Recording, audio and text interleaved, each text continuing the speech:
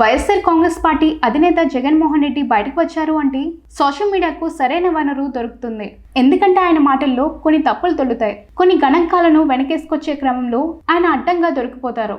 ఇప్పుడు మాజీ మంత్రి కారుమూరి నాగేశ్వరరావు అరెస్టు విషయంలో సైతం జగన్మోహన్ రెడ్డి అలాగే బుక్ అయ్యారు. ఈ అక్రమ అరెస్టు అని చెప్పుకొచ్చిన ఆయనపై మోపిన అభియోగాలకు సంబంధించి జరిగిన అవినీతికి సంబంధించి నగదు మొత్తాన్ని తగ్గించి చెప్పారు. 2 కోట్ల రూపాయలు మిగిలి ఉంది. అందుకు మించి కారుమూరి నాగేశ్వరరావుకు ఏం మిగిలింది అని ప్రశ్నించడం ద్వారా అవినీతి జరిగిందని మాత్రం చెప్పకనే చెప్పారు.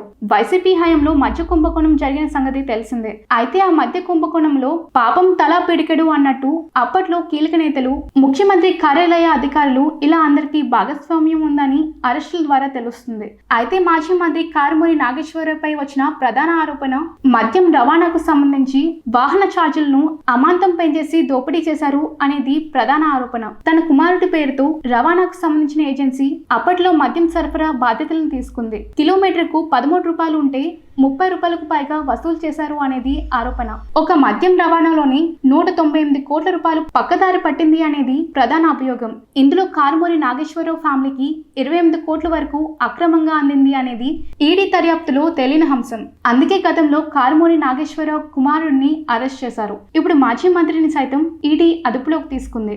మాజీ మంత్రి అరెస్ట్ నేపథ్యంలో వైఎస్ఆర్ కాంగ్రెస్ పార్టీ అధినేత జగన్మోహన్ రెడ్డి స్పందించారు. మీడియాతో మాట్లాడుతూ ఇది అసలు కుంభకోణం కాదని తేల్చి చెప్పారు. ఈడీ నమోదు చేసిన కేసు గురించి మాట్లాడుతూ మద్యం రవాణాలో ఒక 2 కోట్లు మిగిలి ఉందో లేదో కానీ 28 కోట్ల రూపాయలు పక్కదారి పట్టించారు అనడం సమంజసం కాదని జగన్మోహన్ రెడ్డి వ్యాఖ్యానించడం ఇప్పుడు సోషల్ మీడియాలో వైరల్ అవుతుంది. అంటే ఈడీ చెప్పినట్టు 28 కోట్లు కాదు, 2 కోట్లు మాత్రమే అనేది జగన్ నుంచి వచ్చిన మాట.